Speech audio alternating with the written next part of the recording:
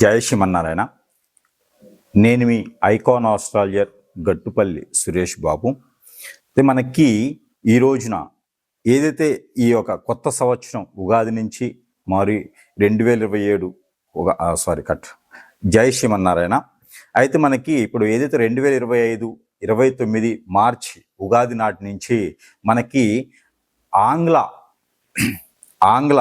భాషలో పంచాంగ శ్రావణం ఎలా అయితే ఉంటుందో ఆంగ్లంలో మనకి ఉగాది నుంచి ఉగాది వరకు సంవత్సరాదిగా ఈ సంవత్సరం మొత్తం కూడా ఎలా ఉంటుంది, ఏ రాశికి ఎలాంటి పరిహారాలు ఉంటాయి, ఏ రాశిలో ఏ గ్రహం నడుస్తుంది, దానివల్ల శుభ అశుభ ఫలితాలు ఎలా ఉంటాయి, అలానే మనకి ఈ సంవత్సరం మొత్తం కూడా ఏదైతే మార్చి 29వ తారీఖు 2025 సంవత్సరంలో ఉగాది రావడం జరుగుతుంది. కాబట్టి ఆ రోజు నుంచి రానున్నటువంటి 2026 ఉగాది వరకు కూడా అంటే 27 అయితే మనకి ఇప్పుడు రానున్నటువంటి సంవత్సరం పేరు విశ్వవాసునామ సంవత్సరం. ఈ విశ్వవాసునామ సంవత్సరంలో ఎవరెవరికి ఈ ఒక ద్వాదశ రాశుల వారికి ఎలా ఉండబోతుంది, ఈ పరిష్కారం మార్గం చూపించేటువంటిది ఈ కార్యక్రమంలో మనకి ఈ యొక్క జాతక పరంగా నక్షత్రాల పరంగా అలానే ఏ రాశిలో ఏ గ్రహం ఉంటుంది, అలానే మనకి ఉగాది నుంచి యుగాది వరకు అంటే 2025 సంవత్సరం ఉగాది నుంచి 2026 సంవత్సరం ఉగాది వరకు కూడా మన రాశిలో ఏ గ్రహం ఉండడం వల్ల ఎలాంటి పరిహారాలు తీసుకోవచ్చు, ఎలాంటి పరిష్కారం మార్గం అనమాట. అంటే పరిహారం మనం తీసుకోవడం ద్వారా ఆ పరిహారం మనం చేయడం ద్వారా మళ్ళీ రానున్నటువంటి సంవత్సరం ఉగాది వరకు కూడా మనం ఎలా ఉండబోతున్నాము, మనం చేసేటువంటి కార్యక్రమాలు అవ్వచ్చు, మనం చేసేటువంటి క్రియలు, అలానే మనం చేసేటువంటి ఏవైతే దానాలు ధర్మాలు ఉంటాయో వీటి ద్వారానే మనకున్నటువంటి అననుకూలతని కూడా అనుకూలతగా మార్చుకునేందుకు అవకాశం కూడా ఉంటుంది. కాబట్టి ప్రతి రాశి వారు కూడా బాగుండేందుకు అనుకుంటా ఉన్నాం. ప్రతి రాశి వారు కూడా ఈ పంచాంగ శ్రవణంలో నుంచి తీసినటువంటి ఏవైతే మాటలు ఉన్నాయో ఆ మాటలు మనం ఈరోజు చూసినట్లయితే కనుక ఈ యొక్క విశ్వవాసు నామ సంవత్సరం ఏదైతే ఉందో ఈ విశ్వవాసు నామ సంవత్సరంలో ఈ యొక్క ద్వాదశ రాశుల వారికి అందరికీ కూడా శుభ అశుభ ఫలితాలు ప్రతిఫలితాలు ఒకసారి మనం చూసినట్లయితే కనుక అయితే మనకి ఈ విశ్వవాసు నామ సంవత్సరం ఏదైతే ఉందో ఇది ఈ ద్వాదశ రాశుల వారికి అందరికీ కూడా శుభ ఫలితాలు ఇచ్చేలాగా ఉంటుంది. కాబట్టి మనము ముందుగా అసలు ఈ విశ్వనామ సంవత్సరంలో మనం ఎలా ఉండబోతున్నాం అనేది ఒక చిన్న మాటల్లో అయితే కనుక చూసినట్లయితే కనుక ఏదైతే మనకి ఈ మార్చి 29వ తారీఖు షష్టగ్రహ కూటమిలోనే వస్తుంది మనకి యుగాది. ఈ యుగాది కాలంలో మనకి షష్టగ్రహ కూటమి రావటం వలన కొంతమేర పంచాంగం చూసినట్లయితే కనుక ఏదైతే యుగాది నుంచి మనము అనుకునేటువంటి తెలుగు ఆంగ్ల భాషలో వచ్చేటువంటి పంచాంగం ఏదైతే ఉందో, తెలుగు భాషలో వచ్చేటువంటి పంచాంగం ఏదైతే ఉందో మన తెలుగు రాష్ట్రాల్లో కూడా యుగాది నుంచి మనం ఈ సంవత్సరాలు జరుపుకుంటాం. కాబట్టి ఈ తెలుగు రాష్ట్రాలన్నింటిలో కాకుండా దేశంలోనే కూడా తెలుగు రాష్ట్రాలకు సంబంధించి తెలుగు పంచాంగాలకు సంబంధించి బాగుంటుంది. కాబట్టి ఈ నక్షత్రాలకి మండలిలో కూడా తెలుగు సంబంధించిన మొత్తం ఉంటుంది. కాబట్టి పంచాంగ శ్రావణం అనేది మనం చదవడం జరుగుతూ ఉంటుంది. కాబట్టి ఈ యొక్క యుగాది నుంచి ఈ యొక్క రాశుల వారికి కాకుండా మొత్తము ప్రపంచానికి ఎలా ఉండబోతుంది అనేది ఒక 2 మాటలు చెప్పుకుందాం. అయితే మనకి ఈ పంచాంగ శ్రావణమే కాకుండా మనకి గ్రహాల నుంచి వచ్చేటువంటి అనుకూలత, ఈ గ్రహాలు ఏ స్థానంలో ఏ రాశిలో ఏ గ్రహం ఉండడం వల్ల మనకి అనుకూలత, దేశానికి అనుకూలత, రాష్ట్రానికి అనుకూలతగా ఉందంటే మనకి చూసినట్లయితే కనుక ఈ యొక్క మిథున రాశిలో ఏదైతే మనకి ఉన్నదో ఈ మిథున రాశిలో ఉన్నటువంటి శుక్రుడు కావచ్చు, అలానే మిథున రాశిలో ఉన్నటువంటి కుజుడు కావచ్చు, అలానే మనకి ఈ మీనరాశిలో షష్టగ్రహి కూటమి ఏదైతే ఉందో ఈ మీనరాశిలో షష్టగ్రహి కూటమి రావటం వల్ల ఆ రోజే ఉగాది రావటం, ఆ షష్టగ్రహి కూటమి రోజున రవి అక్కడే ఉన్నారు, బుధుడు అక్కడే ఉన్నారు, రాహు అక్కడే ఉన్నారు, అలానే మనకి చంద్రుడు కూడా అక్కడే ఉండడం జరుగుతూ ఉంది. కాబట్టి ఈ షష్టగ్రహ కూటమి రోజున ఉగాది జరుపుకోవటం, అదే రోజు నుంచి మనకి ఈ మాసాలన్నీ కూడా మొదలవటం, శ్రావణ మాసం, అట్లా భాద్రపద మాసం, ఆశ్వీజ మాసం, కార్తీక మాసం, ఇలాగనే మనకి మాసాలు కూడా మొదలవుతూ ఉంటాయి. కాబట్టి ఈ యొక్క మాసాల్లో ఏమేమి చేస్తే కూడా ద్వాదశ రాశుల వారికి బాగుంటుందని కూడా మనం చూసినట్లయితే కనుక, అలానే మనం దేశ పరిస్థితి చూసుకున్నట్లయితే కనుక ఇది మనకి మిథున రాశి కాకుండా మనకి అన్ని రాశుల వారికి కూడా మేషరాశి నుంచి మీనరాశి వరకు కూడా అన్ని రాశుల వారికి కూడా మనం చూడొచ్చు. ఎలాంటి ప్రెడిక్షన్ జరుగుతుంది చూడొచ్చు. అలానే మనకి ఈ యొక్క మీన రాశిలో ఏర్పడేటువంటి షష్టగ్రహ కూటమి, ఈ షష్టగ్రహ కూటమి వల్ల మనకి పంచగ్రహ కూటమి కూడా ఇదే రాశిలో మనకి ఏప్రిల్ మాసం నుంచి జరుగుతూ ఉండిద్ది. అలానే పెళ్లి ముహూర్తాలు కూడా చాలా ఎక్కువగానే కనిపిస్తూ ఉన్నాయి ఈ యొక్క సంవత్సరంలో. ఈ ఉగాది నుంచి ఉగాది వరకు ఆ పెళ్లి ముహూర్తాలు బాగా కనిపిస్తూ ఉన్నాయి. కొత్తగా వ్యాపారస్తులు ఎవరైనా చేసిన వాళ్ళు ఉంటే కనుక కొత్తగా ద్వాదశ రాశుల వారికి అందరూ కూడా వ్యాపారాలు చేసుకునే విధంగా ఉంటుంది. ఈ మధ్యన ఇంకోటి ఏంటంటే ఈ యొక్క యుగాది తర్వాత 2025 సంవత్సరం ఉగాది తర్వాత 2026 సంవత్సరం వచ్చేటువంటి ఉగాది వరకు కూడా కొన్ని రకాల విపత్తులు అయితే మనము చూడవచ్చు. ఎలాంటి విపత్తులు అంటే ఎక్కువ నీటికి సంబంధించినటువంటి విపత్తులు ఎక్కువ కనిపిస్తూ ఉన్నాయి. ఏదైతే వైరస్లు ఉన్నాయో ఈ వైరసెస్ కూడా కొంతమేర ఎక్కువగానే కనిపిస్తూ ఉన్నాయి. అలానే మనకి తెలియనటువంటి నీటి ప్రవాహం దగ్గర ఎక్కువ వెళ్లకుండా ఉంటే మంచిది. అలానే ప్రయాణాల్లో కూడా చాలా గందరగోళాలు, అనుకూలత లేనటువంటి తత్వం కనిపిస్తూ ఉంది. ఇంకోటి ఏంటంటే ఎదుటి వ్యక్తిని నమ్మలేనిటువంటి పరిస్థితికి వచ్చేలా ఉంటుంది. కాబట్టి ద్వాదశ రాశుల వారే కాకుండా ప్రతి ఒక్కరు కూడా నామనక్షత్రం, అలానే నక్షత్రం పరంగా ఉన్నటువంటి నామనక్షత్రమే కాకుండా వాళ్ళ ఒక గోచార ప్రకారం కూడా ప్రతి ఒక్కరూ ఎవరిని నమ్మకుండా వారి పని వారు చేసుకునే విధంగా ఉంటే చాలా బాగుంటుంది.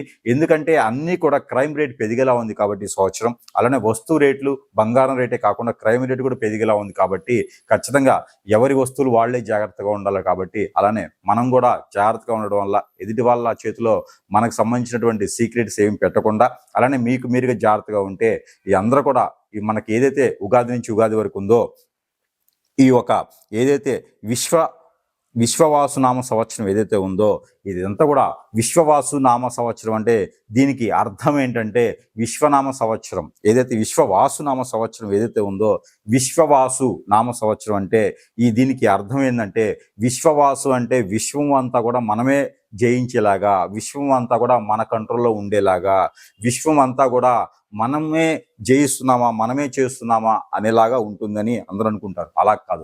అలా కాదు.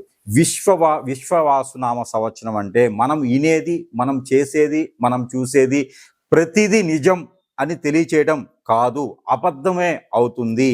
ఇదే విశ్వవాసునామ సంవత్సరానికి ప్రత్యేకత. కాబట్టి దీనికి తగ్గట్టుగా మనమే అంటే మన కంట్లో మనమే పొడుచుకుంటాం. అలాంటి పరిస్థితులు ఏర్పడితే ఈ సంవత్సరం మొత్తం కూడా.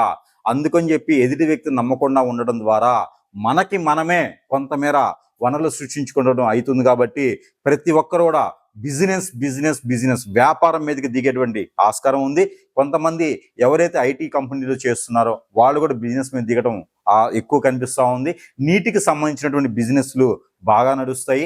దానికి సంబంధించినటువంటి ఏవైతే ఉంటాయో నీరు, పాలు సంబంధించినటువంటి బిజినెస్లు ఈ సంవత్సరం చాలా రాణించేలా ఉన్నాయి. కాబట్టి అలాంటి వ్యాపారాలు చేసుకోవచ్చు. అయితే మనకి ఇప్పుడు మొదటిగా ద్వాదశ రాశుల వారికి ఎలా ఉంటుందనేది ఒక్కసారి మనం యుగాది నుంచి యుగాది 2025-29 మార్చి నుంచి నెక్స్ట్ వచ్చే సంవత్సరం 2026 ఉగాది వరకు కూడా ఈ యొక్క పరీక్షన్స్ ఎలా ఉంటాయి, పరిహారాలు ఏంటి, ద్వాదశ రాశుల వారు మోసపోకుండా ఎలా ఉండాలి, జాగ్రత్తలు ఏంటి అనేది, వాళ్ళ ఒక పనులు అవ్వాలంటే ఏ గ్రహము ఏ స్థానంలో ఉంది, ఇవన్నీ కూడా ఒకసారి మనము చూసినట్లయితే కనుక అయితే మనకి ఈ విశ్వవాసునామ సంవత్సరంలో గనక మకర రాశిని చూసినట్లయితే గనక ఆదాయం 8, వ్యయం 14, రాజ్యపూజ్యం 4, అలానే అవమానం 5. ఇవన్నీ కూడా మనకేంటంటే పంచాంగ శ్రావణ ప్రకారంగా తీసుకున్నటువంటి ఈ నెంబర్స్.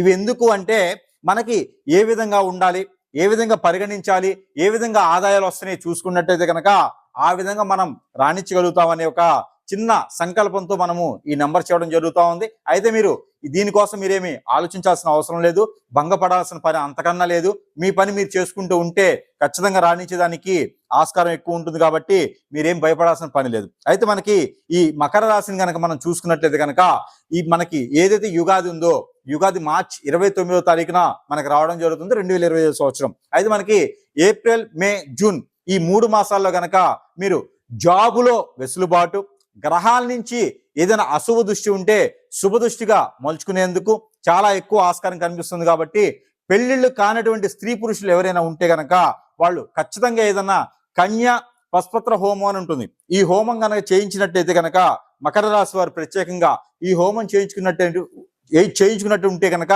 వీళ్ళకి ఎప్పటి నుంచో ఉన్నటువంటి దోషాలు, ఎప్పటి నుంచో ఉన్నటువంటి పూర్వీకుల శాపం, నరఘోష, నరదిష్టి, అలానే కాలసర్ప దోషం, నాగదోషం ఇలాంటి అన్ని కూడా తొలగిపోయేసి పెళ్లిళ్ళు అవుతాయి, ఆర్థికంగా నిలబడతారని కూడా చెప్పడం జరుగుతూ ఉంది. అయితే మనకి జూలై, ఆగస్ట్, సెప్టెంబర్, అక్టోబర్ ఏదైతే ఈ 4 మాసాలు ఉన్నాయో ఈ 4 మాసాల్లో పెళ్లిళ్ళు చేసుకోవడం, పెళ్లిళ్ళతో పాటు కోర్టు వ్యవహారాలు ఏమైనా ఉంటే కూడా వాటి నుంచి మీరు లాభం పొందేలా ఉంటుంది.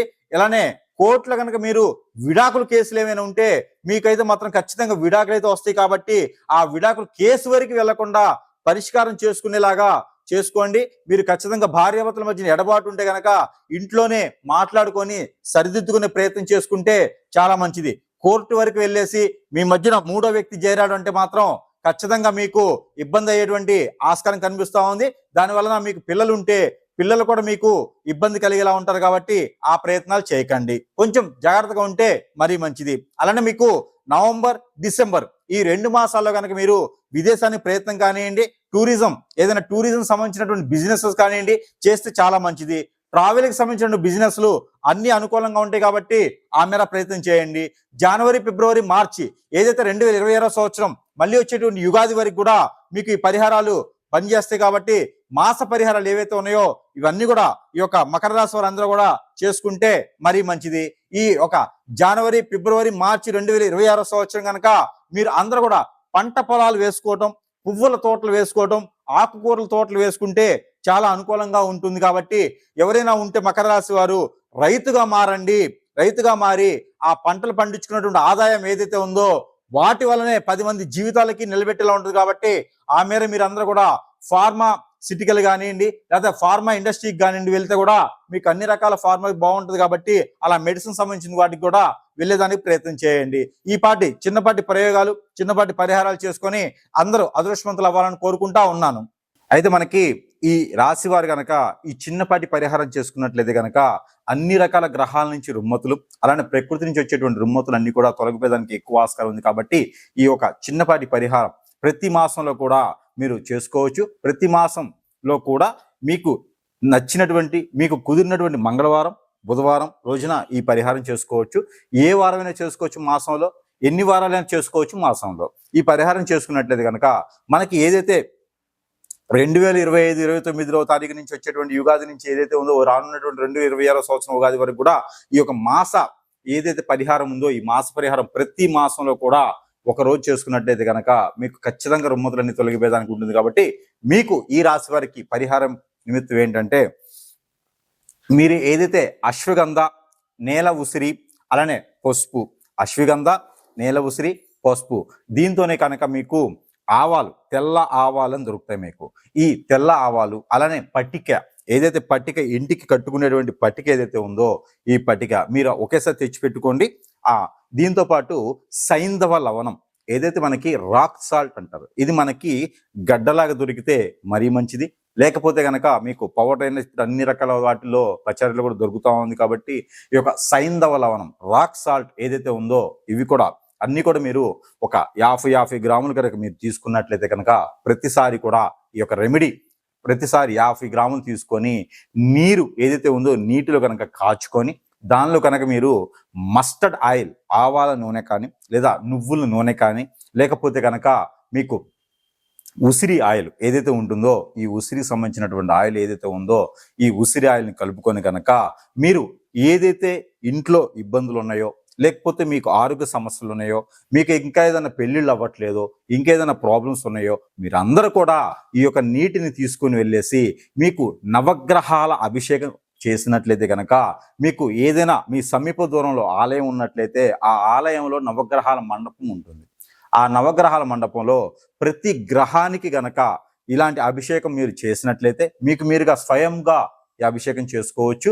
ఈ అభిషేకం కనుక మీరు నిర్వర్తించినట్టయితే మీకు అన్ని రకాల రుమ్మతులు తొలగిపోయేసి మీకు అన్ని రకాల గ్రహాల నుంచి వచ్చేటువంటి ఇబ్బందులన్నీ కూడా తొలగిపోయేసి మీకు ఆరోగ్యాలకి బాగుంటుంది. అలానే ఆర్థిక స్థితిగతులు కూడా అన్ని నెరవేరుతాయి. మీకు కుటుంబ సమస్యలు ఏమైనా ఉంటే కూడా అవి నెరవేరుతాయి.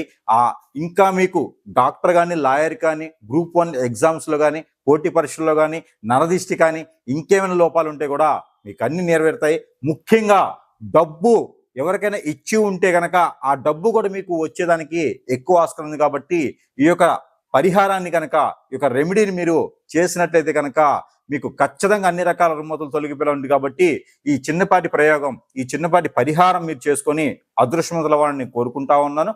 ప్రతి మాసంలో కూడా ఈ పరిహారం 2వ వారం, 3వ వారం ఏ రోజున చేసుకోవచ్చు. నేను చెప్పినటువంటి వారాలే కాకుండా మీకు ఆదివారం, శనివారం కూడా ఈ పరిహారం చేసుకున్నట్లయితే మీకు అన్ని రకాలు కలిసి వస్తుంది. చిన్నపిల్లలైతే ఎడ్యుకేషన్ నుంచి బాగుంటారు. మీకు ఇంట్లో ఎవరైనా నరదిష్టి నరఘోష కాకుండా బాలరిష్ట రోగాలతో ఉన్నవారు పిల్లలు ఎవరైనా మైండ్ సెట్ ఎదగినటువంటి వాళ్ళు కూడా ఈ యొక్క చిన్నపాటి పరిహారం చేసినట్లయితే కనుక ఖచ్చితంగా మీకు అదృష్టం అనేది వచ్చింది. కాబట్టి ఈ పాటి ప్రయోగాలు చేసుకొని పరిహారాలు చేసుకోండి.